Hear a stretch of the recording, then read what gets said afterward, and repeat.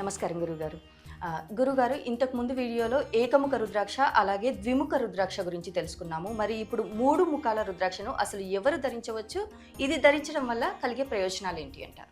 త్రిముఖి రుద్రాక్ష ధరించటము వలన ఏమిటి, ఎలా ఉంటుంది అంటే, త్రిముఖి రుద్రాక్ష ధరించాల్సినటువంటి వాళ్ళు ఎవరు అంటే మంత్రానుష్ఠానము అనేటువంటిది ఉంటుంది. అనుష్ఠానము, మంత్రము అనుష్ఠానము చేసుకోవాల్సినటువంటి వాళ్ళు చెప్పినటువంటిది ఏదైనా ఎదటి వాళ్ళు వినటానికి చేయటానికి అనుకూలముగా ఉండేటువంటి పరిస్థితులు ఇలాంటివి ఉండేటువంటి వాళ్ళు ధరించవచ్చును.